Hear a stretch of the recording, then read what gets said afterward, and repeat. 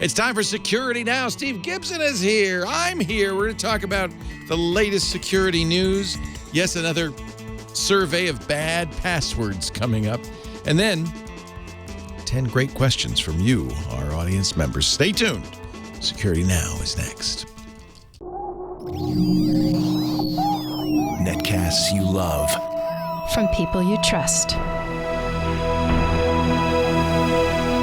This is Twit. Bandwidth for Security Now is provided by CacheFly at CacheFly.com. It's time for Twit's annual audience survey, and we want to hear from you. Please visit twit.tv/survey and let us know what you think. It only takes a few minutes, and your anonymous feedback will help us make Twit even better. We thank you so much for your continued support. twit.tv/survey. This is Security Now with Steve Gibson, episode 501, recorded Tuesday, March 31st, 2015. Your questions, Steve's answers, number 209. It's time for Security Now, the show where we protect you and your loved ones online, your privacy, your security, with this guy right here, the explainer-in-chief, Stephen Tiberius Gibson. And he is here once again to both put us all on edge and then to make us feel better about it. Starting into our second set of 500 podcasts. 501. The first set of 500 is done.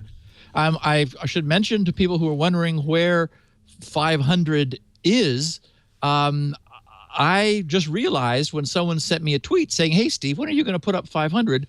that I never got the transcripts from Elaine. Oh. In 500 episodes, this has never happened.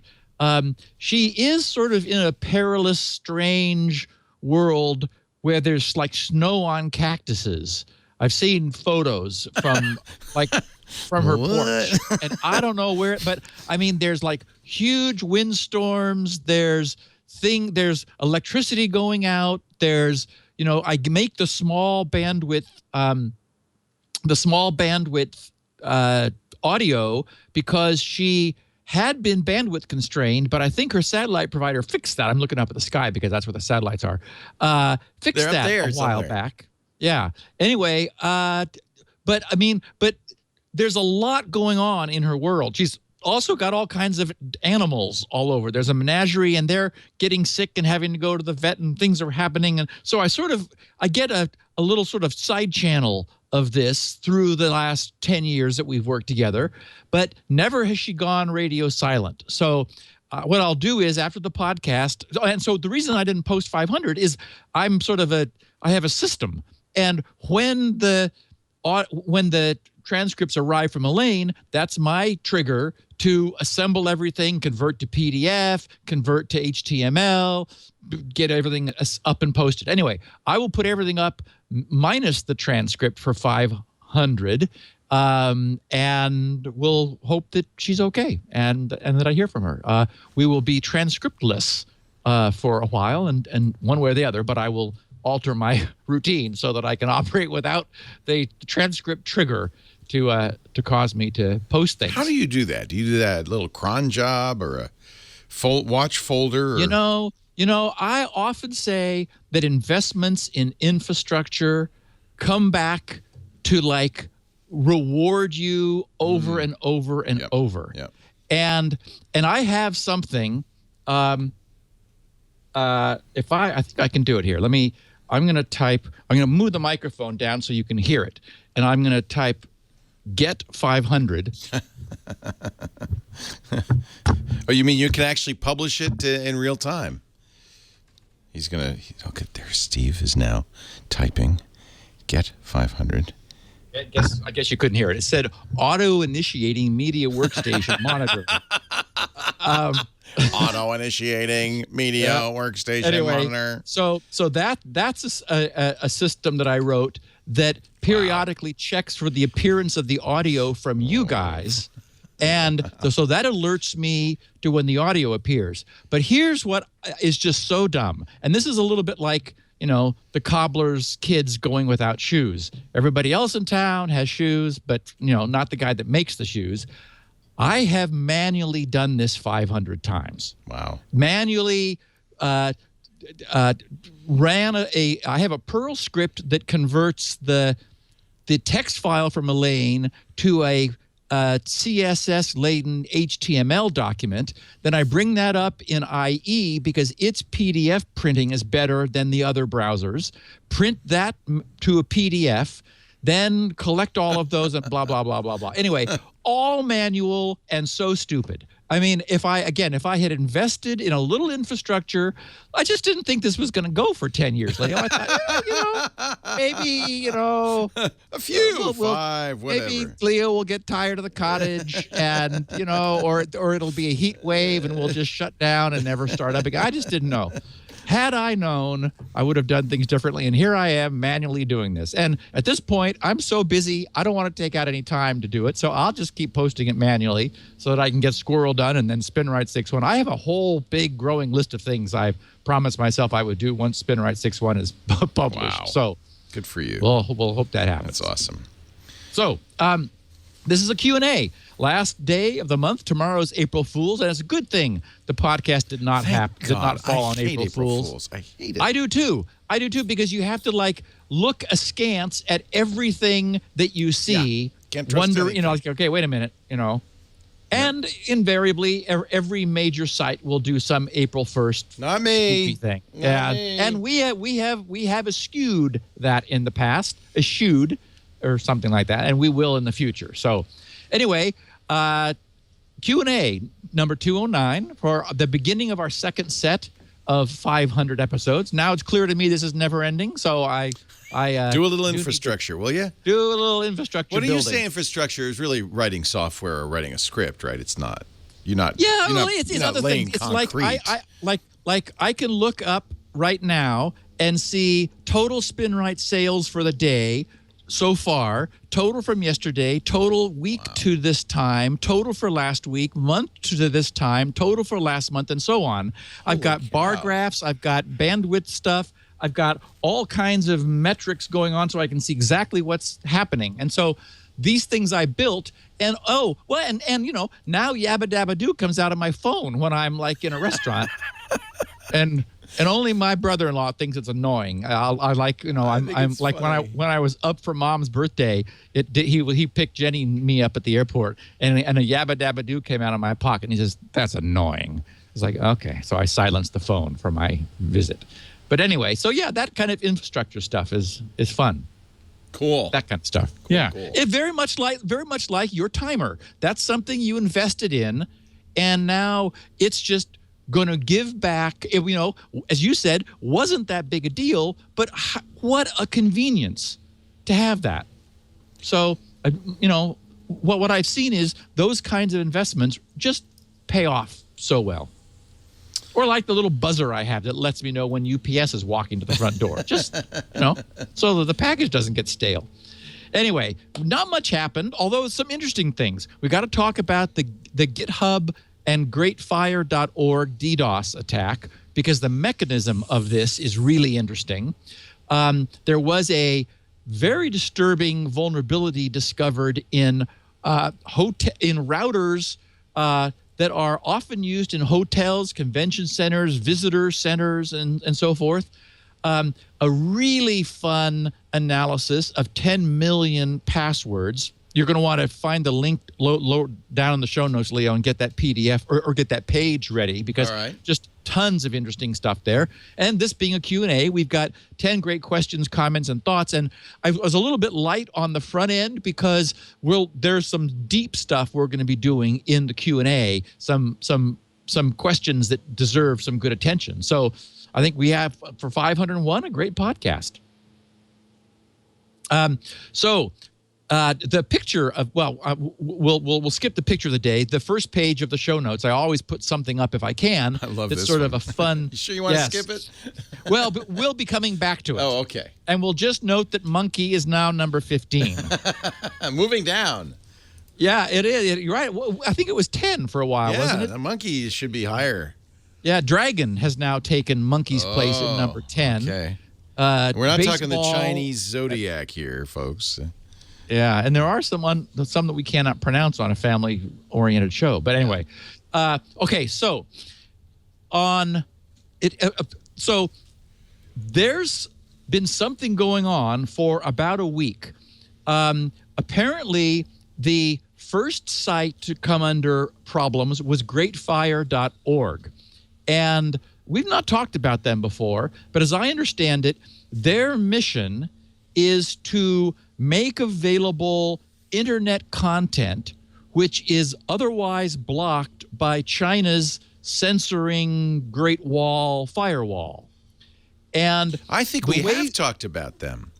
Well, but maybe not in any more depth than just that. No, because they were the ones who, what did they do? They identified something. Oh, I'll have to go back in time. But no, I'm pretty sure we have talked about them. Anyway, they're not merely a place to echo this stuff. They are they're monitoring what China's doing with its Great Firewall. Okay, so they're using Amazon's cloud content delivery network in order to host the content that they are mirroring and making available.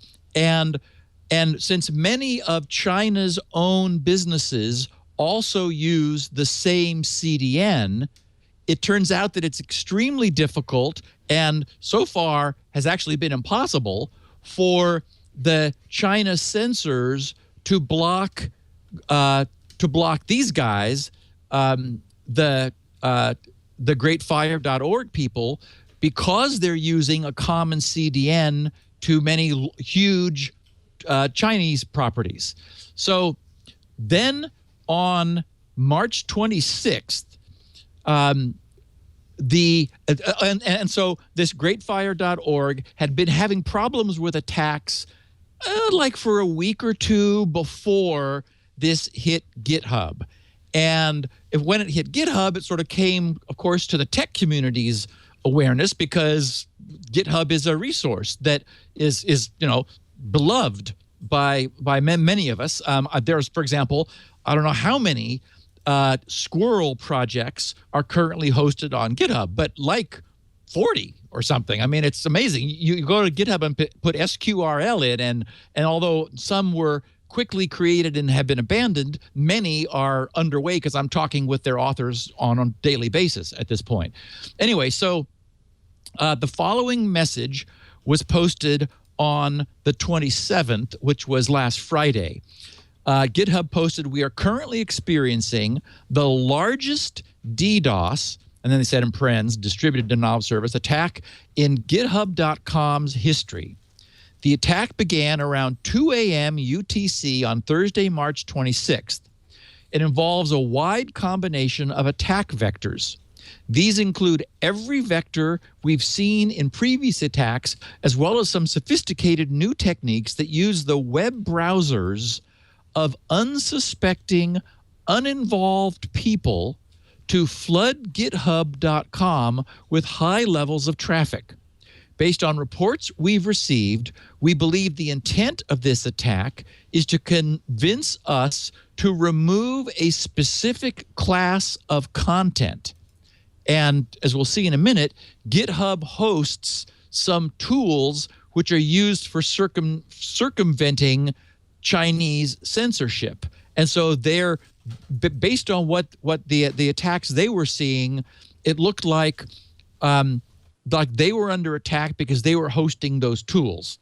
So how this attack works: millions of global internet users. So now this is not just Chinese users, although China is where the problem is injected. Anybody, anywhere in the world visits thousands of different websites hosted also anywhere in the world, whether inside or outside of China, will randomly receive malicious JavaScript, which is used to launch an attack against greatfire.org's websites, and more recently GitHub, which is hosted, and this content hosted by Amazon's cloud services.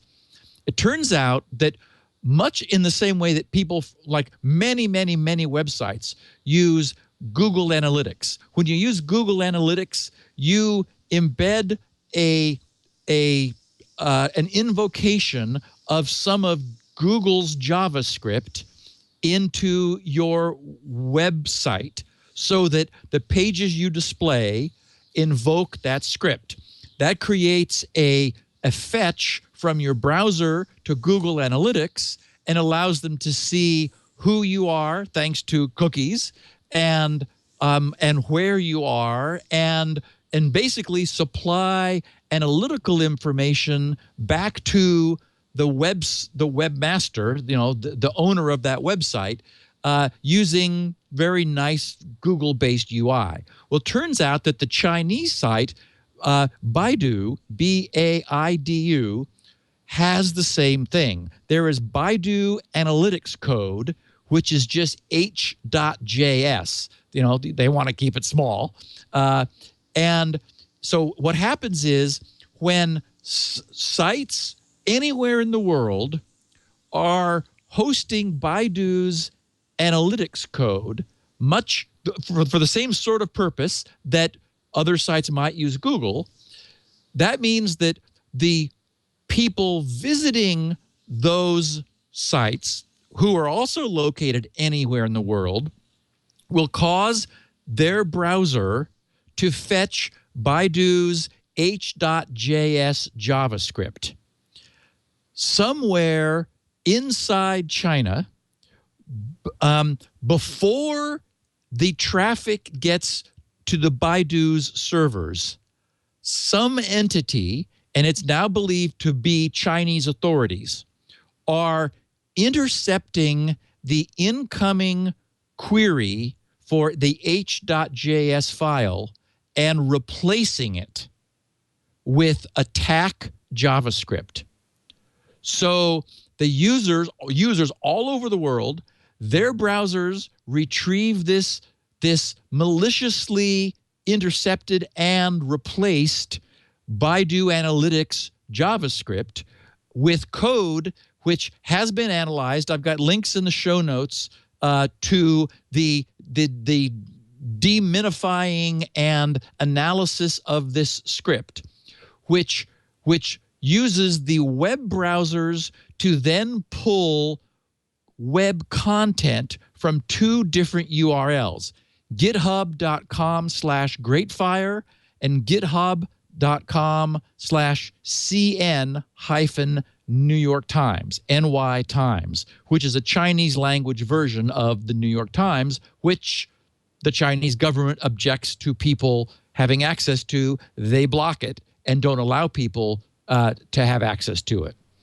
So what has been seen was a phenomenal amount of web traffic. And the problem with this sort of attack is it is not a protocol like a lower level protocol style attack like a TCP flood, where you can say, oh, okay, so like a TCP SYN flood. This is a higher level HTTP protocol attack, meaning that valid queries, there's nothing invalid about them except the number of them. Valid queries are being made over HTTP to those pages at a level that essentially creates a denial of service, completely floods the servers. They have been, while this attack has been going on, they've been seeing 2.6 billion requests per hour, which is an increase of 2,500 times over the normal level of traffic that they see. It has to be an amplification attack, right? Well, yeah. I mean, the problem is it is once this script starts running, it itself, the one instance of this malicious script, starts making queries over and over and over and over. It's amplifying itself, right? Right. So people all over the world are going to sites all over the world that are getting this malicious script into their browsers all over the world that are then just firing off queries, bang, bang, bang, bang, bang, bang, bang, bang, bang, using JavaScript to pull the content of these pages thus creating a devastating and very hard to block. I mean, basically, you have to do upstream protocol level blocking. It requires some sophisticated filtering, and the problem is this is expensive. That is, even though these requests are coming in very fast, because the content is being served by Amazon. Amazon's CDN is designed to handle serious traffic. Consequently, this is costing GreatFire.org $30,000 per day in Amazon billing, because Amazon is a pay-go. You pay as you use it, and suddenly their apparent usage has spiked. Now, one question is whether Amazon will get on board and not actually charge for the bandwidth which is being consumed. GreatFire doesn't know yet whether they're gonna do that or not. But apparently they have asked Amazon if they would consider foregoing this, because this is not legitimate bandwidth. This is clearly an attack against these guys. Wow. But anyway, I just thought this was interesting. It's an interesting hack which is difficult to fix because Baidu is saying we're not doing anything wrong. We're not seeing anybody asking for our analytics services any longer. No, because that's being intercepted, and those queries are returning malicious code from some intermediary, and it has to be Chinese authorities, because you've got to be able to intercept major pipeline traffic inside of China.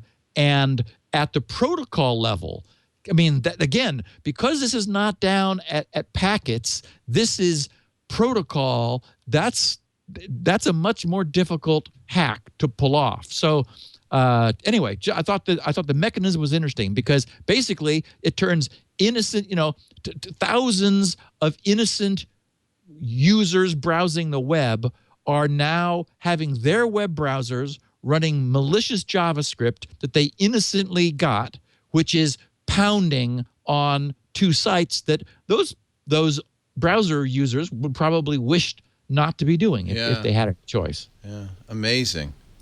Yeah. Now, one thing could happen. This is the sort of thing where, for example, Google could respond by pushing out an update to Chrome that is aware of this behavior and won't execute that JavaScript, or, for example, will detect that redundant queries are being made to, like in fast order to GitHub properties and like do a rate limiting it on something. I mean, it's the kind of thing that the browser could do. Otherwise, it's going to require some sort of filter to be put in somewhere. Wow. Really interesting. And it's another consequence of the fact that our browsers are running executable code that they receive from any website they visit, which, is a mixed blessing. We love the convenience of that, but as all of these conveniences that we enjoy, they can be turned to a dark purpose as well. A security site, Cylance, discovered something very disturbing, which is that a very popular router manufactured by a company called Ant Labs, A-N-T Labs, in Singapore. The router family is called InGate, I-N-N Gate, as in an inn, a hotel. And for whatever reason, these are extremely popular routers used by hotels, convention centers, visitor bureaus and such to manage traffic and allow people to get online. There are thousands of them in the world. What the Cylance folks discovered is like one of the most basic sorts of flaws you can have, which is an open rsync daemon running on TC port 873 on all of those routers. Excuse me. rsync is used by Unix heads to do backups. Yes. I use it. It's great. Yes. And in this case, it's a little too great because it turns out that the instance of rsync included with the in-gate firmware is incorrectly configured to allow the entire file system to be read and written without authentication. Oh, that's not so good. So a remote, unauthenticated attacker can read or modify any file on the router's file system. Wow. So this is TCP port 873 running rsync. You can, if you were to scan the net and find listening ports 873, you then go to your Linux box and you type rsync space and the IP address, you get a listing of the root of that router's file system. Wow. I mean, it's just like that. So there have been some interesting reports of attacks on hotels where I remember there was like some Asian high-end hotels were having their visitors compromised after visiting, and it turns out that so all kinds of things can be done with this. In a quick scan of the internet, the Cylance folks found 277 immediately accessible devices in 29 countries. They, on their page, ways down on their blog page talking about this, there's a map of the world, and looks like most of them are in the U.S. 100 of them were quickly found throughout the United States. So one of the problems, yep, there's the map. One of the problems is that the severity of the issue is escalated by how little sophistication is required for an attacker to exploit it. I just explained in a sentence how anybody can do this. I mean, that's how bad it is. And I mean, I'm not giving anything away because this is all over the security community, and people are scrambling now to deal with this. But an attacker exploiting the vulnerability would have access to launch attacks against guests on the affected hotel's Wi-Fi. Targets could be infected with malware using any method from modifying files being downloaded by the victim or by directly launching attacks against their now accessible systems. Given the level of access this vulnerability offers to attackers, there's no limit, apparently, to what they can do. And, for example, if an attacker had compromised an in-gate device at a hotel with the vulnerability, they could obtain shell access via SSH, which is running, by the way, in those routers, in order to get root access, and then run TCP dump, which is also present on these devices, to dump all of the network traffic going through the router. Any unencrypted traffic, anyone who is, for example, seeing session cookies that are not being maintained over a secure connection, but as used to be the case, remember, like with Firesheep, where you negotiate your logon credentials securely, but then the site drops you back. High-profile sites are no longer doing that. Facebook and Google and most others are now HTTPS all the time. But any other site that is not keeping you secured throughout your entire session means that your session cookies, your logon authentication, is freely sniffable by this kind of an attacker. So again, we're well past the time where any site that uses persistent logon can ever allow non-secure, non-protected, session cookies to happen. And unfortunately, hundreds of thousands of sites still do that. Those that haven't deliberately switched over are still vulnerable to that kind of attack. For example, a tool like SSL strip, which removes the S's from the HTTPS's in order to prevent HTTPS from ever having a chance to get started, could could strip out even a site's best effort in order to protect users. So anyway, this is a bit of a sobering vulnerability, and it's one more reason for our listeners to remember that any places like open Wi-Fi or hotel Wi-Fi or even hotel wired networking, if anyone still uses wires in a hotel, these are just really unsafe places not to really be secure. The solution is to always use a VPN in those sorts of circumstances. Use a VPN, even though we know that your traffic will be coming out of the VPN server at some single location. You just want to wrap a secure tunnel around your local traffic until it gets out into the wider internet and away from, this last mile region where there are just so many potential vulnerabilities like this. There's a site, WP Engine, which is a major WordPerfect hosting site that did a beautiful, just a really fun analysis of two different password databases. They pulled them together and did a very nice analysis. One of the nicest that I've seen in a while, that I thought would just be fun to talk about for a second. For example, because of the depth of information they had about the account holders, they've been able to give us some demographics that we haven't seen before. For example, they did a chart of the birth decades of the 10 million total account holders whose passwords they have, 220 of those accounts included date of births.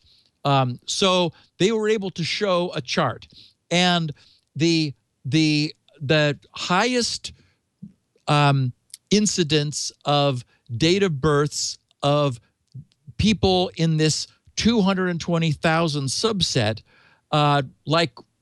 nearly looks like maybe 95%. Wait, this doesn't sum to 100. That's not percent. It's 95,000. Oh, it's in thousands. It's in thousands. Okay, right. 95,000. So, but it is percent would have been more useful because this is just raw numbers. There are probably more users from that cohort. We do know that it's of 220,000. So 95,000 of 220,000. So what's that? That's less than 50%, but not way less. Anyway, for example, the born in the 1980s is more than twice as many as the next greatest, which was born in the 1990s, which is about half that amount, and a little bit less than that was 1970s, and then it rapidly falls off. So sort of an interesting demographic. Also, where they had gender information, it was almost exactly 2/3 male, 1/3 female. That has 485,000 credentials that had gender information, 2/3 male, 1/3 female. And then we have, of course, the ever popular list of the 50 most used passwords. Still solidly in first place is our all-time favorite, 1, 2, 3, 4, 5, 6. And the runner-up for first place, of course, is just password. It's amazing. It's amazing that sites still allow you to enter that as a password, or even 1, 2, 3, 4, 5, 6. That just it must be, these must be old sites, because I don't think you can do that today in most sites. They just won't let you get away with that. Yeah. Third most popular, add a 7, 8 to the end of 1, 2, 3, 4, 5, 6. Then of course QWERTY is there. Anyway, the link is in the show notes for anyone who's interested. Or it's just wpengine.com/unmasked. So if our real-time listeners are curious, or somebody listening to the podcast near a web browser, wpengine.com/unmasked. UNMASKED.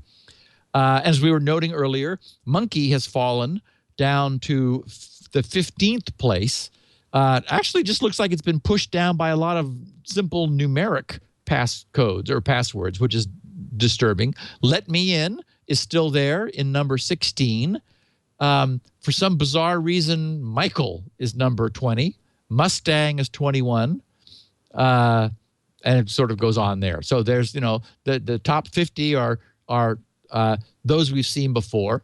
I got a kick out of the next thing, which was they looked at when a site tells you that you must have a number, a digit in your password. A password cannot be all alphabetic. You must have a digit. Well, what do people do? There's one of these heat maps showing, where the area is the number of times it occurred relative to the others, and almost just about a quarter of them is just the digit 1. So if a site says, "Oh no, you can't just use that. You've got to have a digit." So someone says, "Okay, fine." Oh, actually, there's the percentage. It's 23.84%. Simply put, literally the digit 1 after it. Now, there's a slightly more creative group, 6.72%, instead use the digit 2. We dropped to about half that, to 3.86%, who just jump right to the digit 3. They don't mess around with 1 and 2 first, and so on. But, it's some interesting demographic breakdown, and it actually sort of goes almost numerically: 1, 2, 3, then 1, 2, then 7, then 5, then 4, then 6, then 9, then 8. But basically, if people are told they have to have a digit, they just tack 1 on the end, and almost a quarter of the time, it's just the digit number 1 to satisfy the requirements. And then the last thing, scrolling way down, Leo, the keyboard patterns. This is the other analysis that I thought was really interesting that I hadn't seen before, which is they looked at passwords and mapped them to where the keys were on the keyboard. And so this page shows the 20 most common keyboard patterns occurring within those 10 million passwords. And as we already said, of course, there's QWERTY, which is just the first 6 keys in lowercase across the top row from left to right of the keyboard. And then the second most common is you keep going a little bit further. Maybe you think, okay, well, 8 letters or 6 is not enough. I'll go for 10. So then they keep going to UIOP, which actually is all of the top alphabetic characters on the keyboard. Then some people get a little more clever. The third most common is 1QAZ. So that's coming down the leftmost diagonal from 1 down to Z, so the upper left to the lower left. Then, since they haven't really gotten critical mass yet, they go back up and do 2 and come down the same, the adjacent diagonal to X. So that's the third most common. And then the fourth is they don't go up into the into the numerics at all. They probably will after they get spanked for not doing that. But those guys just go diagonal, staying in the alphabetic. Anyway, it turns out that there are many of the passwords that have been found that look a little bit gibberishy, also look sort of suspiciously familiar, and it's because in fact they are just derived from some sort of a linear sequence of key tops on the keyboard. I'm trying to figure out this number 20, which, by the way, he actually poses as a puzzle. I haven't read the answer. You're right. That's completely ADJMPTW. It is I note it's alphabetical order, and it is from left to right. ADGJMPTW. I don't see a pattern. Yes. ADG skips every other, but then J doesn't. Otherwise, it would be K. You're right, Leo. That's okay. So, and apparently that's happened many times. That's the 20th most frequent occurrence. Oh, there's an unimaginative one. MNBVCX. So that's the lower row of alphabetic right to left. Boy, we really need to get away from passwords. We need to get away from keyboards. We really need. And then we've also got they analyzed on iPhones with the keypad the 20 most used what they called key walk. Or am I confusing that with what's above? No, because that's keyboard, and they are definitely showing it on the iPhone, although they're not showing. They're not breaking it down in the same fashion. But so the idea is that people are doing a simple series of 10 keypad entries and creating passwords that way also. And then what is this? The 10 most common word selections in 10 million passwords. So again, they broke it down by category: fruits, animals, anything.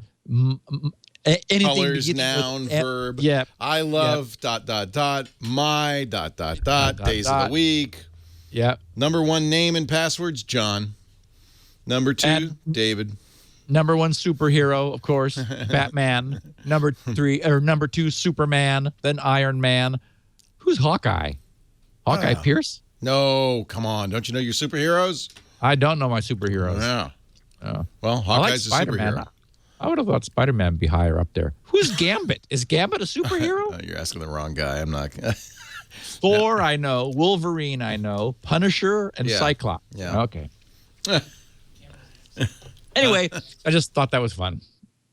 And, nothing very surprising. As I said, we got to get away from those passwords. Okay, now, Leo, this is completely random, but it's time for Miscellany. I picked up this on the news. There was some conversation about it this morning when I was making coffee. And this is the Active SETI project. There, up to now, SETI, the search for extraterrestrial intelligence, has been passive, meaning we've been using big ears, looking, scanning the skies, using supercomputers, famously using distributed, there's a SETI screensaver where your system's unused cycles can go to perform signal analysis, basically filtering the random noise, looking for any kind of coherent information.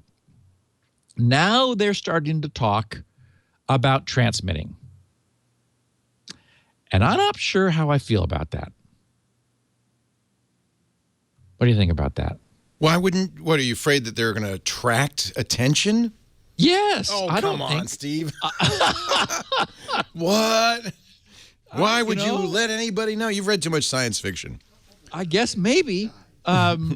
But, Gibraltar Earth was a scary series. Okay, let me explain this whole thing to you. It's very simple. We're too far away. We're all too far away from one another. Yeah, we really are way on the wrong side of the tracks. And we're out in the everybody is unsociable galactic arm. Until some race discovers faster than light travel, we're stuck here. Wormholes, schmermholes. We're stuck here. They're stuck there, and let's hope it stays that way. But they could still radio us. If you're saying that, then I don't think I want to wave a red flag. They can't get here. And by the way, the big issue is the speed of light. Those signals we're sending out, they may respond thousands of years from now. Oh, no, this light speed limit, that's not a problem. We're only going to reach nearby stars. Well, the signals, but not they. I'm you serious. Think they've come up with FTL or wormholes or something? Well, everybody else has it except us, Leo. We're no one has it. We still have fur on our bodies. It turns out you can't do it. Yeah. Maybe Einstein was right. If it can't be done, then I consider that a blessing because I think we need some separation here. Well, that just look at this dumb little planet of our own and what a problem we're having dealing with our own race among ourselves. I just I don't think I want to light off a big flare and say, hey, we're over here. I think we just better. You're familiar with Fermi's paradox, right? Yes. Well, the paradox is, if you make completely normal kind of assumptions that we are on a typical star, there are billions of stars in this galaxy that are billions of years older, with a very high probability. In fact, we know this to be fact now. Many of those stars have Earth-like planets. Yep. The issue is interstellar travel, because he asks, why is it, given all of that, we haven't been contacted? Well, I'll tell you why. Right. We're too far away from each other. Right. That's my opinion. Which I think is a blessing. It's not a bad thing. I don't think it's a bad thing. No. In fact, that's just a science fiction meme, practically, of the alien race come to chew us up and spit us out. Yeah. It's a cookbook. Are you ready for questions? Is that it on that? No, almost. Actually, I have one question in the spirit of the Q&A from Felipe. You think it's Felipe or Philippe? He is listening. But maybe Felipe. So Philippe, he sent a tweet saying, hey, because he saw the show notes and saw that I had picked up on his question that he had sent in the mailbag. He had a question about Spinrite, running Spinrite on brand new drives. And we've talked about it a few times before, but he said, hello, Steve. Thanks for Security Now. Here's a quick question. Do you recommend running Spinrite on a brand new HDD or SSD drives? What level would be adequate to find a possible problem with new drives? Cheers.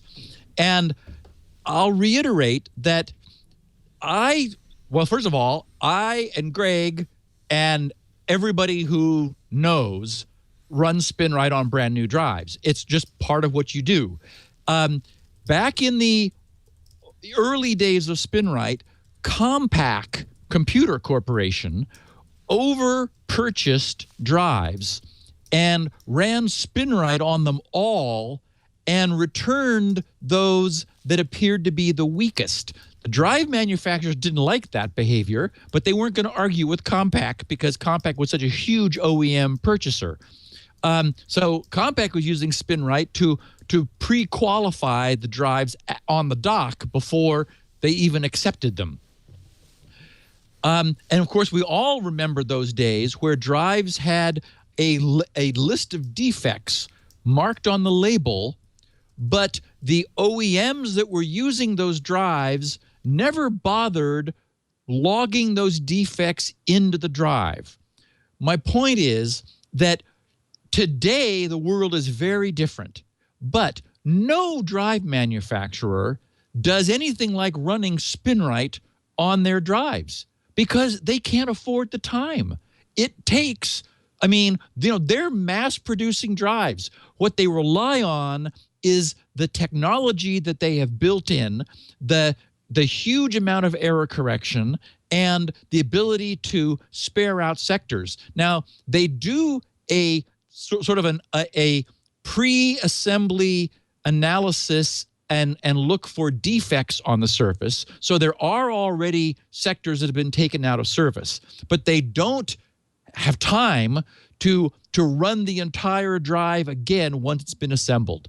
So the experience of myself and Greg, who of course is a Spinrite user himself, and hundreds, thousands of Spinrite users is have a new drive, just give it to a machine and let Spinrite loose on it. Just level 2 is fine. Just do a read pass over the drive with Spinrite looking very carefully so that the drive is able to, once it's been assembled, this will be the first time the drive has actually read its own sectors, because that doesn't happen in the factory. And Spinrite will have an opportunity to work with the drive and take any sectors out of service before you start putting data on it. So yeah, I do think it makes sense. And the same thing is true for SSDs. As we have seen, they're a little more like hard drives than we expected because they're cramming so much density in. Oh, and I just saw an announcement too. It was a little scary. Some manufacturer has decided to increase the number of levels stored on an MLC drive, a multi-level cell drive. Normally on what was used to be called an SLC, a single level cell, you would either store a high charge or a low charge. That is 1 bit of data, only 2 voltages. But in order to double the density, in order to get twice as much data in the same space, the somewhat lesser reliable drives are so-called MLC. They store 4 voltage levels, 0 and a quarter and a half between 0 and a quarter, between a quarter and a half, between a half and 3/4, and between 3/4 and full. So 4 different ranges, and that gives them 2 bits of data stored in a single cell. So it's a clever hack that doubles the density. But as you can see, you have to be able then to discriminate the voltage in a cell much more exactly than if you only have to tell between empty and full. Now you've got partially empty and partially full that you need to be able to determine. Well, some manufacturers decided they're going to go to 3 bits, which is way aggressive, because now we're talking 8 different voltages in a cell. So we'll see how that turns out. It looks like Spinrite's going to be busy with SSDs for a long time to come. And thanks to the Urban Dictionary, we have solved the riddle ADGJMPTW. There was a little bit of a hint in that it's in alphabetical order. It's the letters you get when you press 1 through 9 on your keypad or cell phone. Oh, that's what that was. And that's why they showed the cell phone down below. Yeah. Yes. Clever, hey? Interesting. It also but don't anybody use it, because it's now in all of the cracking dictionaries. Apparently, everything. Go ahead. It's the reason it's in the Urban Dictionary is also it uses a term of frustration when your texting conversation has come to a bitter end. Who does that happen to? You go, you mash, you go. Wow. Okay. Let us give you some questions, my friend. Great. I think you feel brilliant, smart, ready to answer these. Energized. And after all, since you picked them, I presume you know the answers to them. Starting with question number 1 from Joe Proct. And that's how he says you pronounce it. In North and South Carolina. That's a little bit of a mystery, but we'll just leave that to you, Joe. He writes, and this is a long one, he's recovered crypto wall files without paying any ransom. Steve, I am a network and systems administrator for a large nonprofit covering North and South Carolina. Ah, you have given us the answer. We have 2 XP computers infected by crypto wall. We have a group policy block in place for crypto locker, and are working to remove all XP machines from the network. However, in both cases, we had the users disconnect the computers and ship them over to us.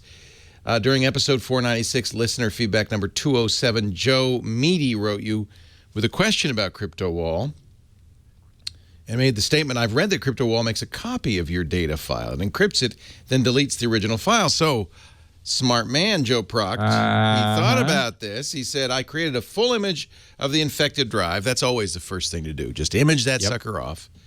And then used RStudio to attempt the recovery of deleted files.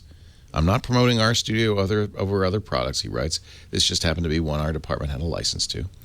The recovery brought back deleted files of all types. I contacted the user of the initially infected laptop to discuss some of the files we found. I mentioned a picture of kids at a Japanese steakhouse, and the user was ecstatic. Not all files were recovered, but we recovered enough to make the user very happy. Thank you and Leo. For the last 10 years, I'm a longtime listener and can't wait for the new show every week, Joe Proct. Wow, that's a great story. Well, yeah, I thought this was important to share because this demonstrates that clever as these crypto wall, crypto locker, crypto bad guys are, they're making a fundamental mistake. And that is they're not overwriting the unencrypted file. Ixnay on the overwrite A. You're worried about connecting with aliens. You're giving away the store here. Well, unfortunately, it's out of the barn anyway. And the bad news is, the good news is, until they fix this, this is a hot tip for recovering some of your files that if you don't want to pay the ransom. The problem is it won't recover them all because new files are being created, which is the bane of deleted file recovery. Right. We all know from the old days of the DOS E5 flag in the directory that when you delete a file, all that really happens is that it's removed from the directory. The file and its clusters are returned to the file system.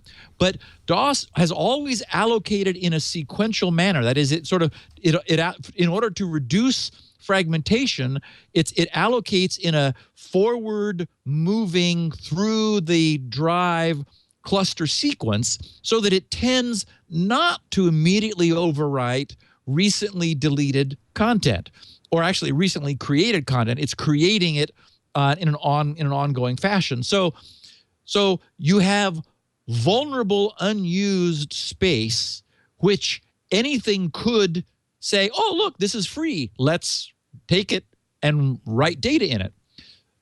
But still, what this says is that these guys have missed a trick. The bad guys have. If they were doing it right, and well, for example, throughout my Squirrel code, I never release a buffer that contained anything sensitive without wiping it first. So I wipe the buffer, then I release it, so that if it goes anywhere, so that the memory I'm no longer possessing that anybody else could get has nothing sensitive in it.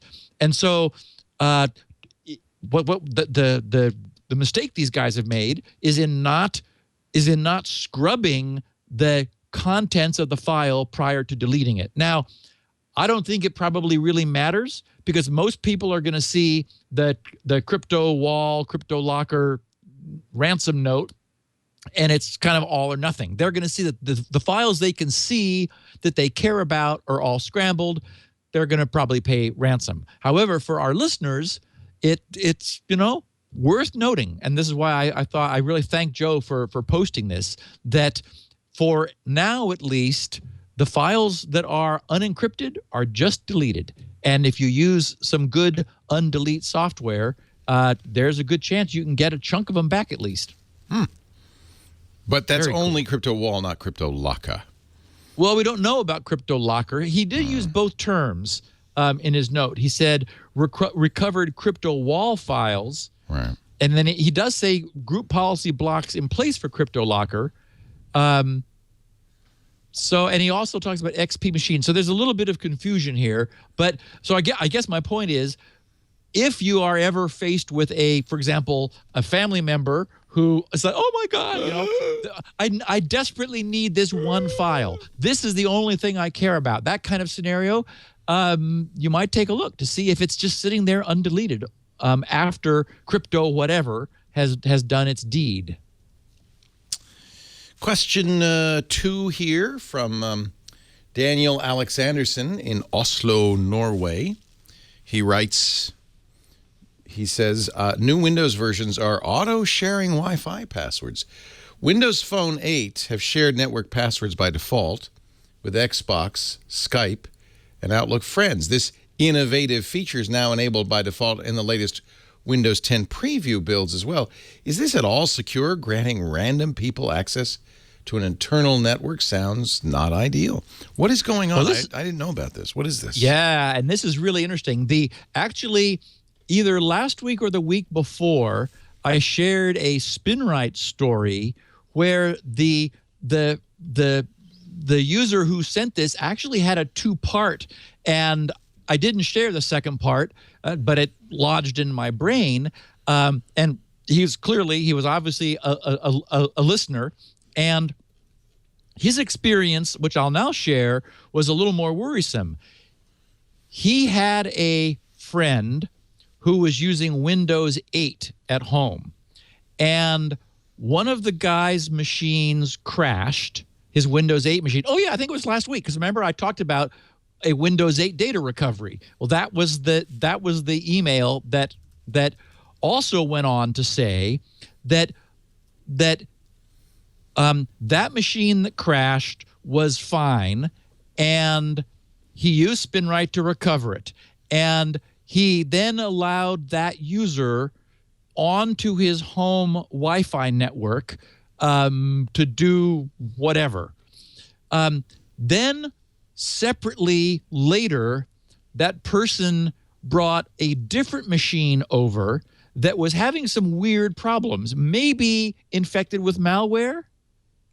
It was on his network. Ooh.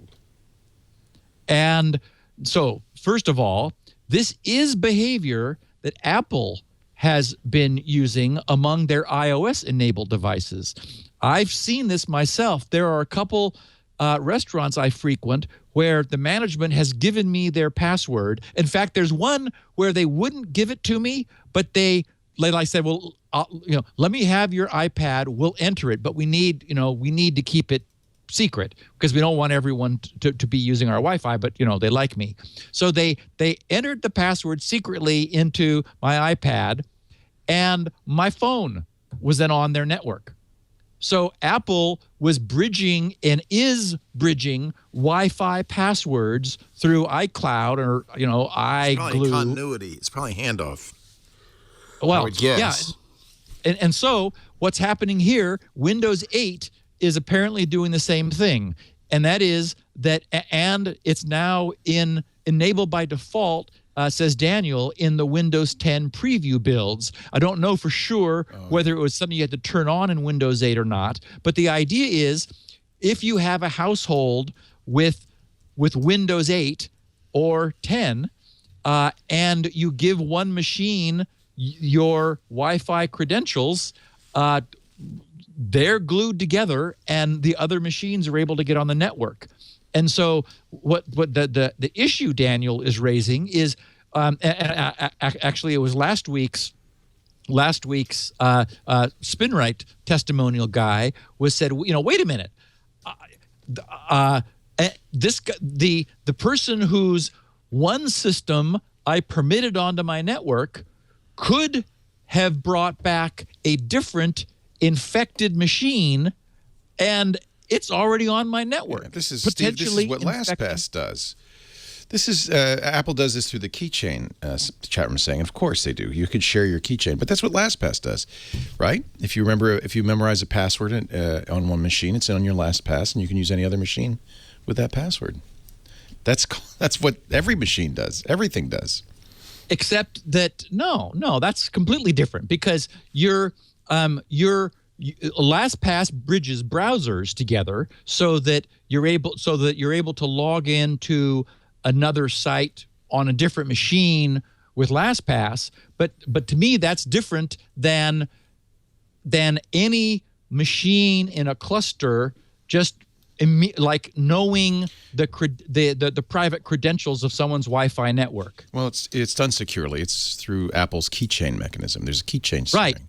Well, okay, so see, but that's not the problem. It's not the security of the password sharing. It's the side effect that an unauthorized Well, you should consider that when machine. you're giving somebody a password, you're giving them the password, not the machine. And now we know that you're giving their network user. of their network. Yeah, okay, I see what you mean. Good point. So for example, sort of the same thing. The user may have entered the password privately into the guy's Windows machine, although there are ways to pull those out in hex. So it's not like that doesn't happen that often. Makes it secret. Yeah. Does it really? Anyway, Give me your machine, I'll log you in. I wouldn't give them my machine. Well, and of course, we already know that the right solution is to have a second guest network, which is not on your internal network and is protected. Because but just consider, if you give somebody, if you enter a password on a machine, you're giving not the machine the password, the user the password. And most systems, Android, iOS, and Macintosh, now Windows 10, have the capability of automatically sharing because we all use multiple devices. Right. And you're right, because LastPass doesn't monitor Wi-Fi logins, so it doesn't happen there. But you could. I mean, it could if you wanted it to, I guess. But that's only because LastPass doesn't monitor that. Keychain does. All passwords are stored on the Mac in your keychain. Question 3. Shall I move on? Yeah. Okay. Yeah. I'm agreeing with you. These systems are built into the OS, whereas, for example, LastPass is just is running in the browser, and so it has limited visibility. It can't see Wi-Fi passwords because it's browser script. Somebody says 1Password will. Oh, interesting. Yeah. And Apple will, because Apple stores passwords in the keychain, which is actually a better place than storing them in the clear in the browser or somewhere like that. Joe Cuba, Tucson, Arizona, wonders, how, when brute forcing, do we know when we've got the successful decryption? Stephen Leo, I've been listening since episode 0. Thanks for all the work you put into this. The passion alone is what makes listening an enjoyment. I'm technical in the area of computers, but I've never gone deep with encryption beyond what I learned in computer science classes in college. So my question might sound silly, and I'm hoping there's a simple answer I'm just not understanding. If I have a file that's encrypted, and I'm attempting to crack it by throwing computer power against it, how does the computer know when the file's cracked? How do I know I have plain text? For example, say I have a text file that contains hello world, but when it's encrypted, it's just garbled text. It'll be obvious when it's properly decrypted, since the file will become readable. But how do you know a file is cracked if you don't know what's inside? The data may not be obvious. As some English words, it might contain data that by itself also looks like garbled text. So actually, this would be the perfect example. If I'm encrypting a binary file, how do I know when I've decrypted it? Right. This has long puzzled me. How do you know when it's cracked? Thanks for your time. So this is a perfect follow-on to the discussion we've been having in the last couple podcasts about encryption and authentication, because we were using the example of that web-based service, which was initially performing no authentication, only encryption. And the problem was it had no way of detecting the wrong password. When you and remember, Leo, we showed that little Windows notepad of crazy Unicode gibberish when I generated that by giving it the wrong decryption password. It could not detect it, so it just gave me gibberish rather than the proper ASCII back out. And so that allowed us to talk about the need for authentication. It is absolutely crucial, and all proper encryption systems also authenticate, because as a friend of the show, Fire Xware is his handle, explained also, there are well understood means for replacing chunks of encrypted files with other chunks and altering the file that's encrypted. So so encrypting a file is never enough. You absolutely also must authenticate it. That is, what that does is it verifies that it is the same file that was encrypted. Nothing about it has changed. And for example, SSL and TLS do this. And all good encryption does. Squirrel encrypts the Squirrel IDs, and I use a hybrid, an authenticated encryption technology, which provides both. And so when you enter your password, it decrypts your identity, and the first thing it does, it actually decrypts the password and then checks the authentication of the encrypted contents to verify the password. So, Joe, the answer is encryption that is correct, that is done right, will always also be authenticated. And as I've also said, the authentication you do after you encrypt, which means that when you're decrypting, you first authenticate. So any brute force decryption would first be a brute force authentication.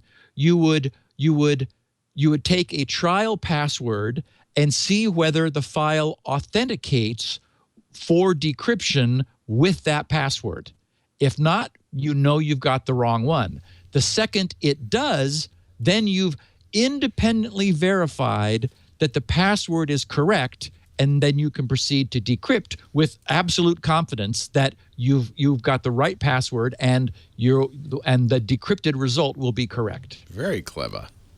Really neat. Murray Wood in Vancouver wonders about UEFI secure boot and a crashed hard drive. Steve, thanks for the UEFI explanation last episode. I'm wondering how, if secure boot can't be turned off, which it usually can, but I guess maybe the new machines you can't. I guess that's what we were talking about, huh? Would one go about replacing a hard drive? I assume the UEFI databases are stored somewhere on the drive. You know, if you have a hard drive crash, the new drive would need to be initialized somehow. It seems an initialization utility would be needed. And wouldn't that defeat the purpose of UEFI? I look forward to your answer. Enjoy the show. So a lot of interesting questions about UEFI, of course, from last week, because the discussion stimulated, as we would expect, questions for the following week's Q&A. Okay, first of all, I wasn't clear that the databases are stored on the motherboard. They're in non-volatile memory in the UEFI firmware. You need a secure store for them, right? Correct. Yeah. So exactly. So they're not on any hard drive. So because the UEFI secure boot exists separately from whatever it might be booting. The whole initial warming up phase is done just on the motherboard with its firmware, with its expansion ROMs, verifying signatures and hashes and everything before it even worries about what to do next. So it's all going and up and warmed up before that happens. Now, if it turns out that the drive has crashed, then it's like, okay, how do we recover this? Well, in the same way that you do now, because, for example, the Windows 8 or Windows 10 boot DVD is also signed. So you're able to boot a recovery DVD, a recovery disk, through UEFI from the system's CD drive or a thumb drive or whatever, because it too is signed. And so UEFI will check the signature on the boot media, regardless of what it is. And if it works, it's just as golden as booting the original crashed drive. You're up and going. Very sweet. Yep. Martino Jones in Ypsilanti, Michigan. Dual boots, Windows and Linux under UEFI. Hi, guys. I'm sure others have also sent in emails about this already. However, I thought I'd share just in case. I didn't know you could do this. I currently have Linux installed on my machines. My laptop is running Ubuntu with UEFI turned on, and Fedora is dual booting with my Windows 8.1 gaming desktop. This also has UEFI turned on. On my desktop, I have Windows installed on one HDD and Fedora on the other. The Grub 2 boot allows me to boot with UEFI into Linux, so I never have to turn it on. Love the podcast, watching and listening for a couple of years ago. Happy 500th. Yeah, so I wasn't clear enough. Actually, we sort of ran out of time talking about the non-Windows side of UEFI Secure Boot. This has been around long enough that there are the major installations of the various flavors of Linux all have their security certificates worked out and available and installable in order to certify them for UEFI Secure Boot. So and I wanted to make the reason I chose Martino's note is I wanted to make sure everyone understood that this in no way even it's not clear if you can't turn it off how you'll be able to add Linux to a system with Secure Boot enabled, but I still imagine you probably can, as long as all the tools you use to do that are signed. And signed tools are now available across the board for many of these major flavors of Linux. This might be, excuse me, this might be a bit of a problem if you were like hooked on some really minor sort of backwater unknown brand of Linux rather than the main major builds, but all of them have got UEFI Secure Boot available. There's a little bit more you have to go through, but as Martino shows, once you do that, it's really not in your way at all. So I didn't want anybody to feel put off that UEFI was going to be, locking them out in the future. It really won't. Good. That's good news. It just gives us protection. Bob in Florida wonders whether the Chrome mini-lock file encryption extension is any good. Would Steve be able to review mini-lock file encryption in Chrome? I'd love to hear his thoughts on an app that seems very good to me. I haven't tried this. I'll have to. I was looking for a file encryption app to be able to use with a Chromebook. It will actually work with any system, and I found the website minilock.io. It's got to be JavaScript, right? So it is 100% wonderful. Oh, neat. It is, first of all, it's by our friend Natum Kobayashi. He's the guy who is famously behind CryptoCat. And we remember CryptoCat. He's a PhD candidate getting his PhD in applied crypto. Minilock.io is his recent project, and it is as beautifully done as anything could be. He has had it audited. Matthew Green and a number of other cryptographers have been involved in the project, have looked at a spec. There has been a full code audit. The architecture is really well thought out. So here's what it is. First of all, Chrome browser and Chromebook, so the Chrome OS compatible. It uses my favorite elliptic curve crypto. It's the same crypto that I chose and am using for Squirrel. That is the Daniel Bernstein Curve 25519 crypto. The beauty of that is that, and this is why I chose it for Squirrel. Actually, it's the reason Squirrel exists. Is that crypto allows you to have a deterministic private key. And what that means is that whereas, for example, with RSA, you have to randomly choose primes and then use those as your private key. The point is, randomly choosing isn't deterministic. That is, you can't immediately go to one. With the crypto that I use and that Natum is using, this Curve 25519, you're able to say, this is my private key. That's the key to Squirrel, is that when you take your identity, your Squirrel identity, and mix it with the web domain, the result is your private key. Every time you go back, it's the same private key. That's the secret. And Natum has leveraged this same characteristic in a very clever way. Here's how it works. You use your email address and a passphrase. He checks the entropy of the passphrase to make sure it has at least 100 bits of entropy using an entropy measuring formula that somebody else worked out. So you use your email address, which is easy for you to remember, and the passphrase. He uses them both just to get sufficient entropy. That directly creates your private key under this the Bernstein elliptic curve crypto, and the private key creates the public key. The beauty of this elliptic curve crypto is that, for example, unlike PGP or RSA keys, which are massive, these keys are 48 characters. They are tweetable, for example. So that's nice. So with Minilock.io, so here's how it works. You load it in your browser, you fire it up, you put in an email address, your email address, and a passphrase. It gives you your public key, which you can then give to anybody who you want to enable to send files to you. Because it's 48 characters, you can tweet it, you can email it, you can even read it to them, over the phone. I mean, these keys are so small that they're way more convenient. So, and the point is that is a public key generated from the pairing of your email address and your secret passphrase. That enables anybody It doesn't like mine. It says it's too weak.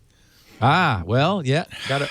Man, 1, 2, 3, 4, 5, 6, 7, 8, 9. Oh, darn. Keep going. 10, 11, 12, 13, It's 14. suggesting Papa exaggeration, lagoon detections, mustily motivations, Cairo. So there you go. I'll have to get another phrase. So the idea is that when you use your email address and your passphrase to create a public key, that allows you to receive encrypted files from anyone. So you send this to somebody, you tweet it, for example, out into the universe, or tweet it to a friend, or send it through a text message, whatever you want to do. They then use Minilock in a similar fashion. They drop a file that they want to securely encrypt and send to you. And we're talking world-class security. I mean, this is absolute, unbreakable, bulletproof security. They drop the file on the browser, having given it your public key. It encrypts that file so that only you are able to decrypt it. And it can do multi-way, it can do one-to-many encryptions. So you could drop many different people's public keys in to encrypt that one file so that that group of people, the individual members, are able to decrypt it. The way he designed the file system, the header and nothing about the encrypted file gives away the identities of either party at either end. So it's also anonymous and proof against tracking. You then take the resulting file and send it to these people. And only the people who have the matching private key, which is always regeneratable from their email address and their passphrase, are able to decrypt the contents of the file. So it is really nice. I spent some time, as you can tell, digging into it and understanding what's been done. And it's so for Chrome and Chrome OS, for Chromebooks, it's a terrific little, absolutely bulletproof, properly designed, state-of-the-art crypto file exchange tool. This is so cool. That is really great. So now if I want to send this image that I just mini-locked, I'd need somebody's public ID, and I just paste it in, and it automatically puts mine in. And it's okay for me to show this, right? Because I could tweet it and everything. That's a public key. Yep. Yes, that is the full public key. And what that does is that allows anybody who has it to encrypt a file that only you can decrypt. So that allows them to encrypt something knowing that you're the only one who can decrypt it. So unless you give your credentials away, it's a secure one-to-one channel between two people. And also you're able to drop multiple identities in and multiply encrypt the file. It's beautifully done. You're so, right. Bob, this is neat. Thanks for asking, Bob. Yeah. I'm glad you pointed. It had crossed my radar a few months ago. I remember looking at it thinking, "Ooh, this is correct," but I got distracted by something shiny and never got back to it. Well, now I'm going to tweet out my mini lock key, right? And this way, people could just search through my Twitter stream and they'd have it. Yep. Gosh, I love that. And that's all they need to send me private stuff. Correct. Now somebody can encrypt a file to you, and only you are able to decrypt it. Love it. Put this on your blog, too, I guess. Yeah, I mean, exactly. You can, post it publicly. You might put it on your private web page. It's like, hey, anybody who wants to send me something, use Minilock, and here's my public key. It's probably not as easy as doing like PGP if it's built into your mailer, but you could use this for email too. Just create a text file, Minilock it, and then attach it and send it. Sure. I guess what I like about it is that, PGP is sort of like, it's there whether you need it or not. My use case is more like, hey, I want to scan some financial documents and send it to my accountant. but I don't do that every day. So this allows you to very handily have absolute state-of-the-art, public key encryption at your disposal, and use it only when you need to. Nice. Very, very cool. It doesn't, PGP is useful for signing and other things, but this is great. Andrew Stevenson, Dorset, United Kingdom. He found tracking protection in Firefox. He's looking at an article on GHacks. The full link is in the show notes. Firefox users right now can enable tracking protection by going to about:config, searching for privacy.trackingprotection, and double-clicking on the setting, and that'll set it to true. And it's enabled. Mozilla is going to be adding this feature in private browsing mode from Firefox 39 and up. But if you're still using an older version of Firefox, again, about:config, double-click privacy.trackingprotection. That'll set it to true. So this is very cool. There's been a project underway for some time now, like more than a year. A group of ex-Google engineers got together and created something called Disconnect, because they were upset about tracking. Yeah. It's not so much and this is sort of where we have to be careful with our terms, because it's not about seeing ads. It's about having large databases of profile assembled by little tracking bits scattered all over the place. And there are companies, as we know, that whose entire purpose is building portfolios of information about individuals. So at the moment, we're at Firefox 36.0.4. And as you said, if you go to about:config, as we know, there's like a bazillion little twitchy configuration things. So in the search box, put in privacy.trackingprotection. That'll show you two items that come up and match that string. The first one is the privacy.trackingprotection, which you can just double-click in order to toggle it, and it'll flip to true, and the little true goes bold. What this does is something that will be surfaced in the UI with Firefox 39. So a few major versions from now, but it's available to all Firefox users today.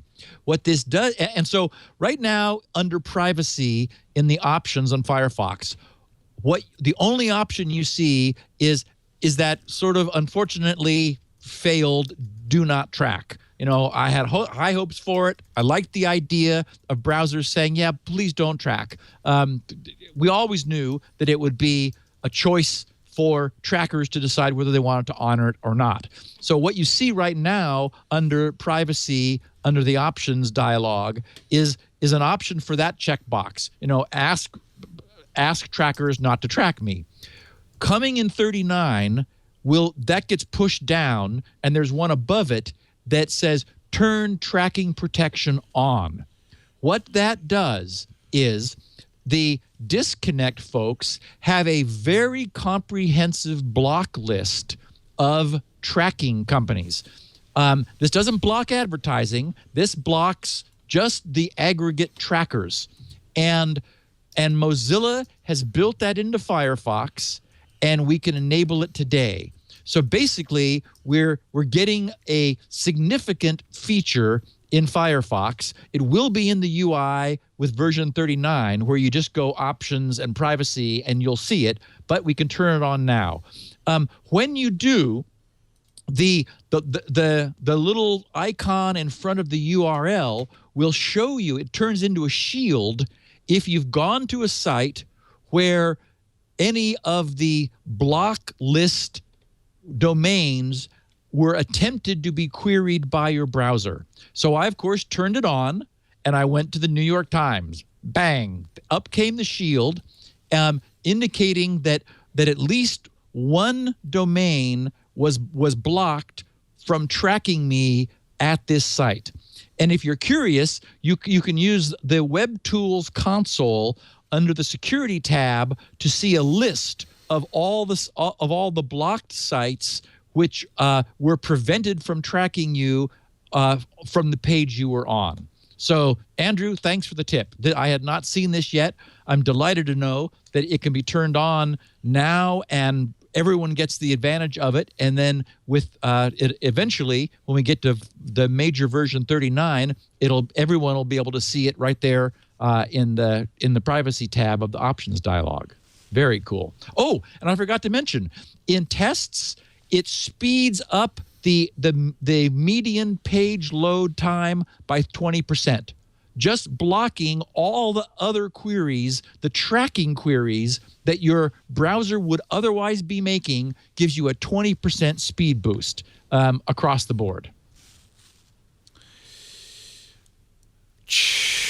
I almost said chapter 8.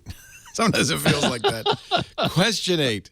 Styles Bitchley. Can that be his name? In Toronto wonders. Maybe it's pronounced. Well, it's spelled Bitchley. B-Y-T. Bitchley. B-Y-T. Yeah.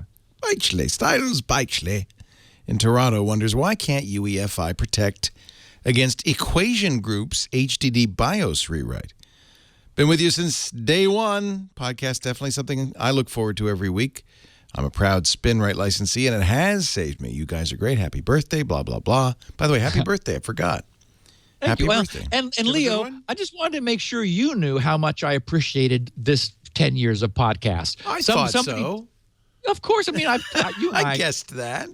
Okay. I wasn't explicit, and I was thanking our listeners, and someone tweeted me saying, hey, you didn't thank Leo. Don't listen to the tweeter. I thank Leo all the time, but you don't know. Just for the record, this is great. Some people I know that, of course. Some people use Twitter as a way to stir up trouble. Just ignore that. Styles Bitchley writes, I just finished listening to episode 500 on Secure Boot and UEFI, and it seems like there ought to be a method for this to prevent the hard drive firmware attack you were describing in 495. Wouldn't a hard drive that had been affected by that Equation Group hard drive firmware rewrite have something different about its driver, hash, fingerprint that could be detected by UEFI as different than the original whitelisted item? Cheers, Styles.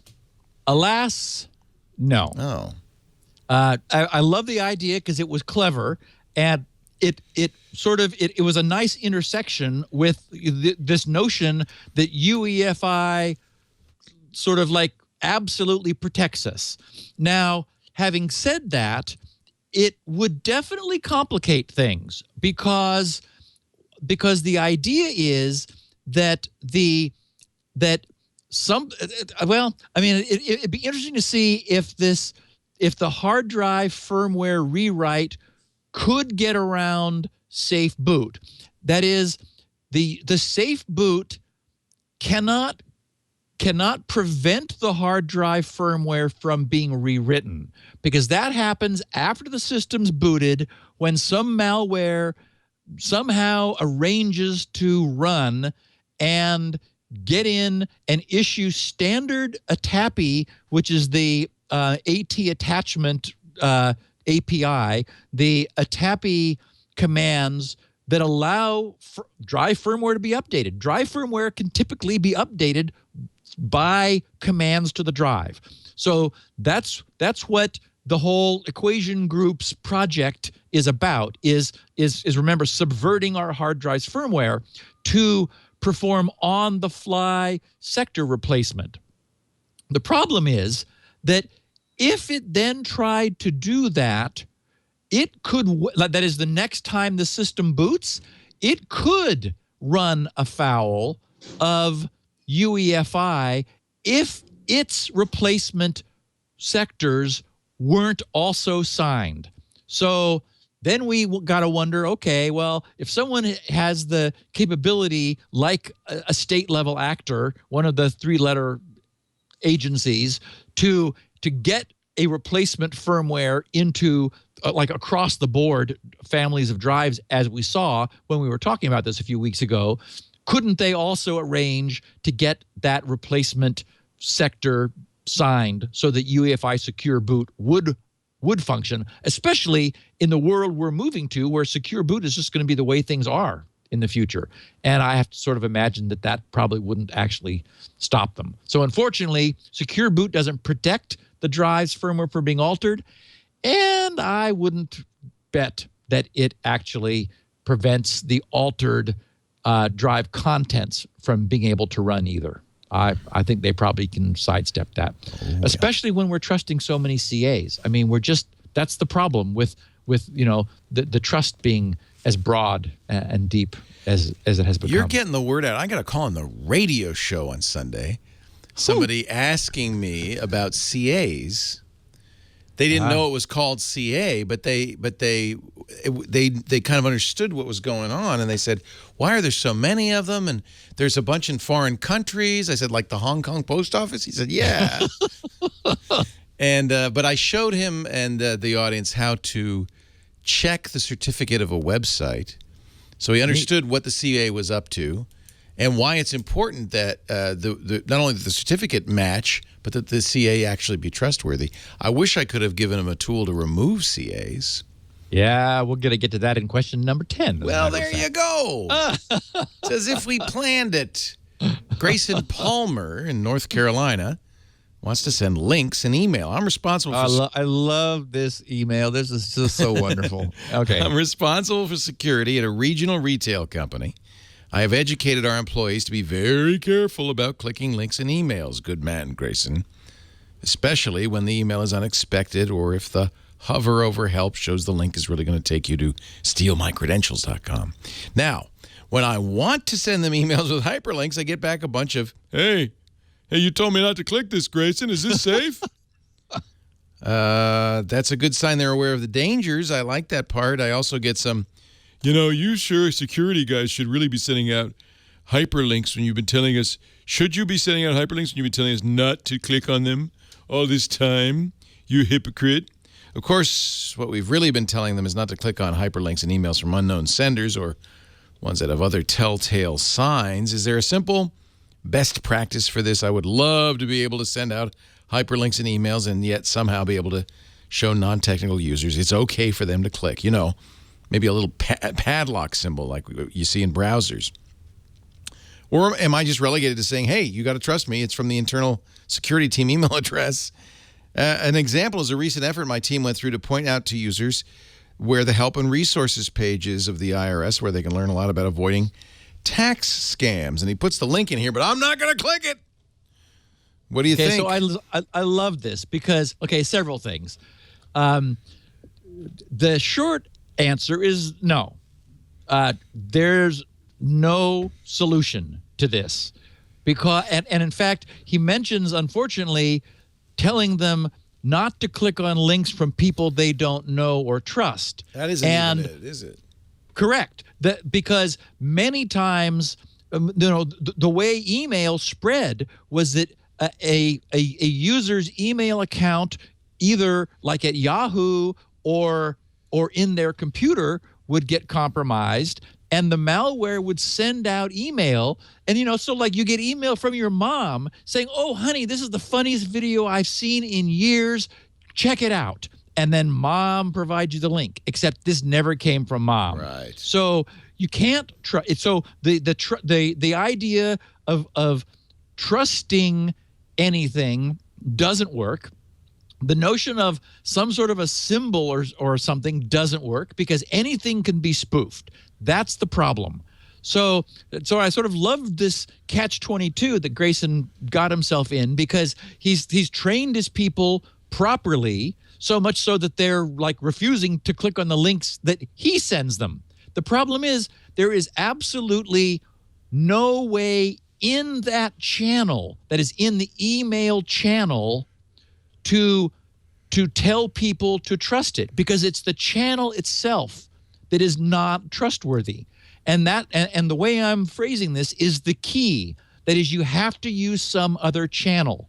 Specifically, I imagine that he has control of a web page.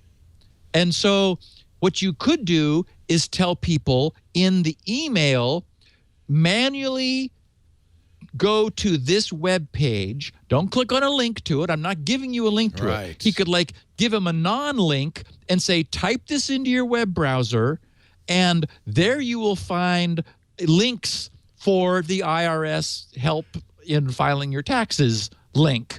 So give them a page within the company where they can go to get things. Maybe make it a fixed page, so it's always the same page. And they could like create a shortcut in their browser. And so then Grayson could update that page with the things that he's like, easy access links for things. And that way it stays around. It's always there. They're able to tell their friends about it if they want to share it. And essentially this is another way of looking at that really wonderfully pithy bit of wisdom, which is never do anything you didn't go looking for. Remember that Brian Krebs was the first person who suggested that. And that is, when a website says, oh, you need to update your Flash. Wait a minute. You didn't go looking for a Flash update. It was offered to you. Never accept anything which is offered to you. Only do things that you initiate, that you go looking for. And so in this case, the readers of the email would themselves go looking for the page that Grayson has put up saying, go check out this page, because there you're going to have links you can trust. Not in the email channel, but using a different channel. Or you just can't trust. Or say, Google this phrase. Yeah. That would be good too. Yes. And click this link. We do that often on the show. Google this and you'll go to the right place. Right. Or you could use Let Me Google That For You, the website. You've seen that, right? No. It's a snarky way to respond to an obvious question. Chat room likes it. Yeah. It's LM. Let me. Is salt bad? Is salt bad for you? Yeah. Let me Google this for you. So what you do is you go to Let Me Google this. I have to Google that. Oh, it's the abbreviation? Yeah, it's the abbreviation. It's LMGTFY. So then you enter in what you the phrase you want. Is salt bad for you? Question mark. Then click the button. You could either do I'm feeling lucky, by the way, or I would do a Google search. And now it creates a link, which I'll copy. And you could put that link in the email and train them that only if it says lmgtfy.com. And then, by the way, they can kind of verify, because when you hit it, it goes to Google and types it in for you. And then presses search. So I think that works. Wow. lmgfty.com. Or just type the prose words. Go to Google and search for, quote, something. Yeah. Yeah. Yeah. Because Google, if you give it a specific search, will give you the right page. For example, if you searched IRS help and resources, perfect, which is the page. body of that URL, it's gonna be the first thing that comes up. It's why we don't even really have to give out URLs anymore. You do this now in the show. Sometimes you say, "Oh, just Google," and you'll find it. Yep, it's amazing. It really is. And I heard you on one of the other podcasts talking about how they're very powerful. How amazing it has become. Yeah. I mean, it is the front door. Google is the front door to the internet for people now. Yeah, it is. In fact, I've had very, my less techie friends who don't understand what a browser is. Yeah. It's like they don't know that Google is not the internet. No. They just that's how they find everything. If they want to go to Yahoo, they don't go to the browser bar and type yahoo.com. They type Yahoo, hit return, and then click the first link. And in fact, that's why one of the top search terms, the most searched for terms on Google is Yahoo, or at least it used to be. I went to Google. They have a great, at one of the buildings at Google, this was years ago, they had a great big screen that would show you the top searches in real time. And Yahoo was like boom, boom, boom, boom, boom. Oh, boom. neat. That's probably changed since then. Yeah. I don't think anybody goes to Yahoo anymore. I hope so.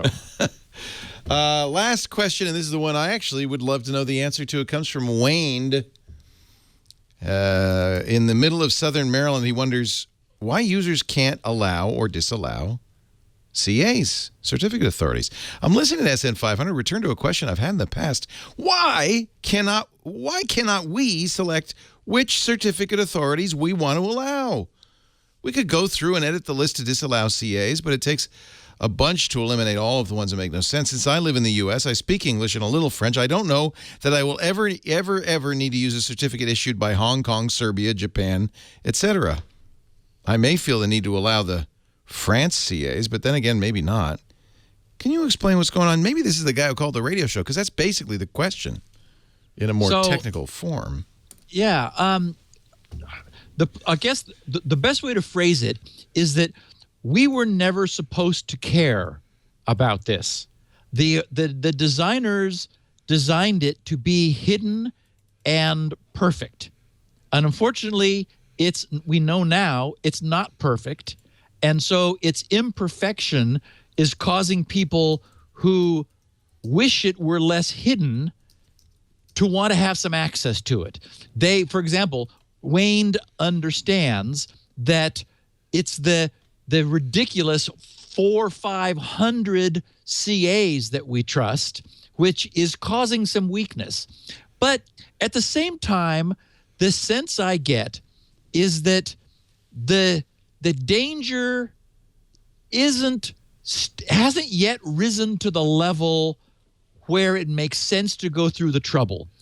There are definitely listeners of this podcast who have decided they're going to run the experiment. I get email from them. I get tweets from them. They turn off all their CAs. They disable them.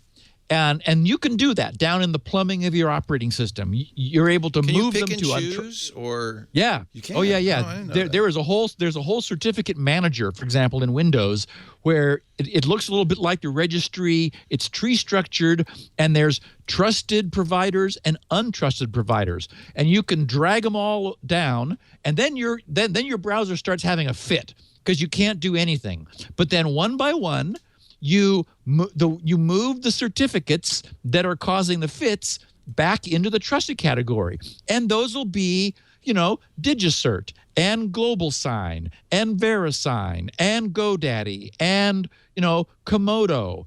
And what you'll find is not surprising. Very few CAs cover the bulk of the sites you visit. And so very quickly, the alarm bells start tapering off to the point where after having maybe 20 or 30 CAs, you're not seeing alarm bells anymore, yet you no longer have the other 370 certificate authorities being trusted. Right. So it's absolutely possible to do it. It isn't made easy because you can get in trouble. You could delete the certificate by mistake, for example. I mean, Microsoft doesn't want people digging around in there. It's just supposed to all just sort of be automatic and magic. So there isn't a super friendly user interface to it. They haven't made it simple. And I guess my point is that it's not anything that I have bothered to do or that I would even recommend.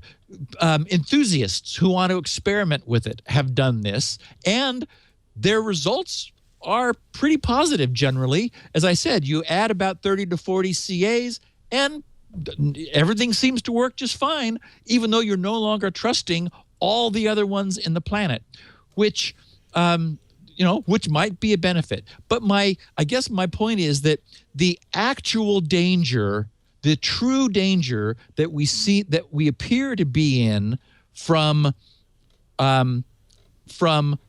trusting all the others, just doesn't seem to be that significant. Yeah. With Chrome out there, Google instantly spots fraudulent certificates, and the CRL set gets pushed. Everybody scrambles around for a day, and we get a news topic for the podcast, but nothing happens. I mean, it's not the end of the world.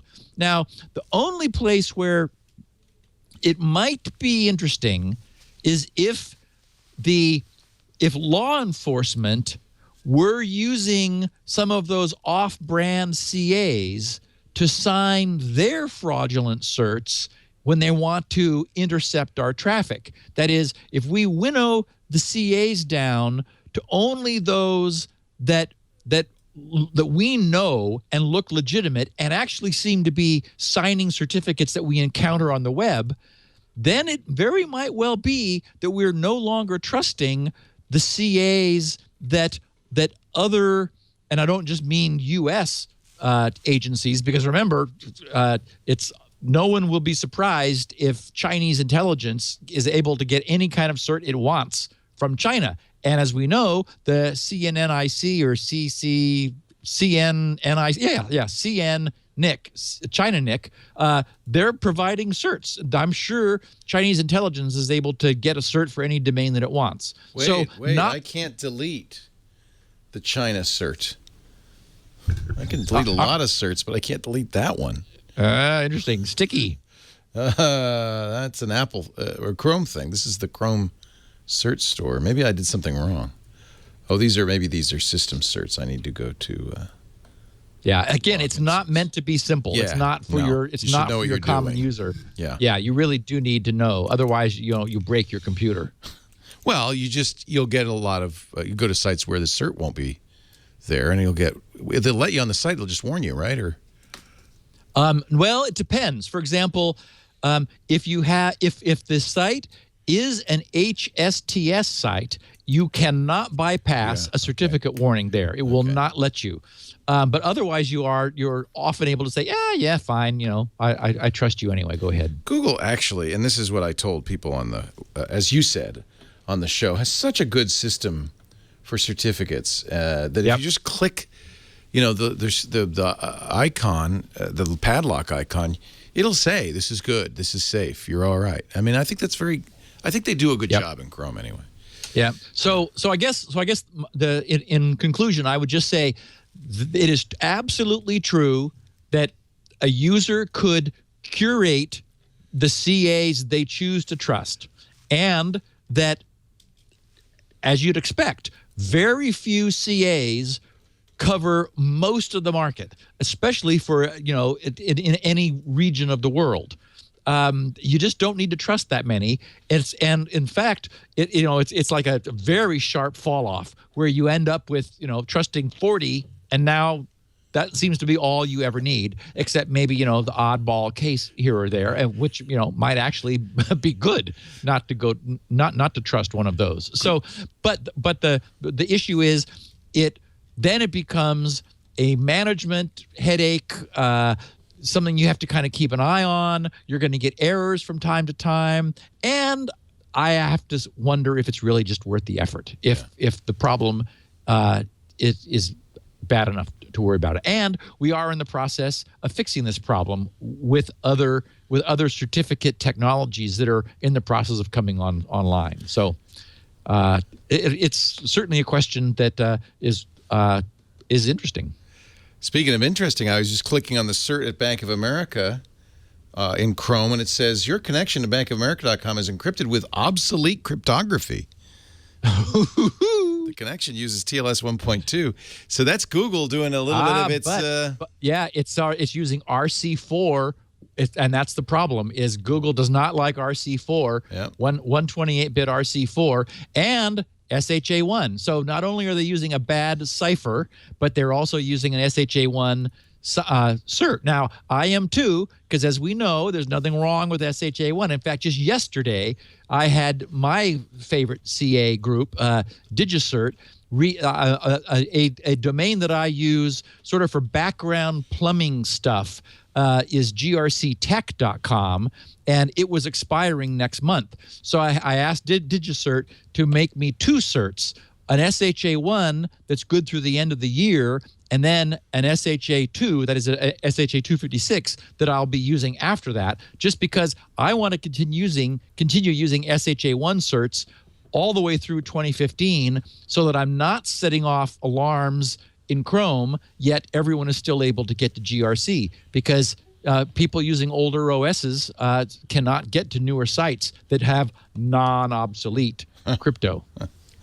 Although I do think it's time to turn off RC4. One wonders, Leo, why a bank? Well, not only the bank, not only why they're offering it, but why your browser accepted it. why your browser wouldn't have why your browser wasn't offering something that they would have chosen first. Yeah. You might try going to SSL Labs and put that Bank of America into the SSL Labs site and see what the order of the cipher suite order is, because that's weird. You would think that certainly your browser is offering much more modern ciphers, so it must be that the cipher ordering at Bank of America is really bad. Like either they don't have any strong ones, or the strong ones are at the bottom of the list, and they should be at the top of the list. Yeah. Because there's no good reason you should be getting that kind of.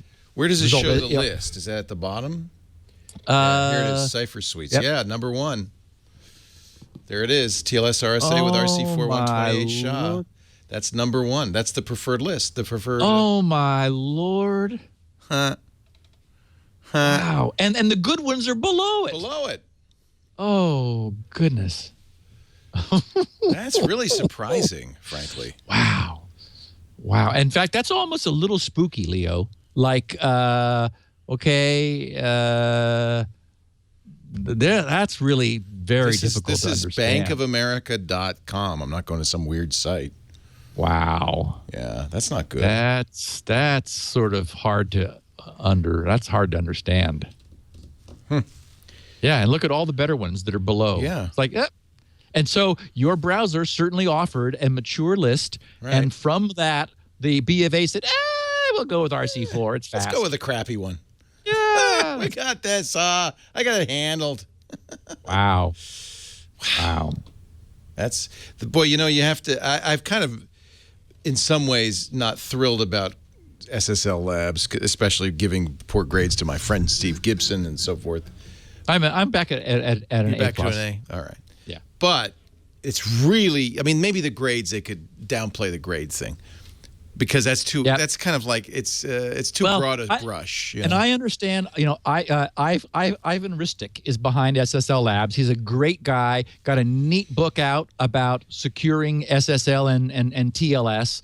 But his thing is ranking security, and I think he's doing a good job. I'll take some dings right now while I stay with an SHA-1 cert. I've already got SHA-2 certs waiting in the wings. I'll deploy them on New Year's Eve of 2015, and then I'll go from an A to an A+.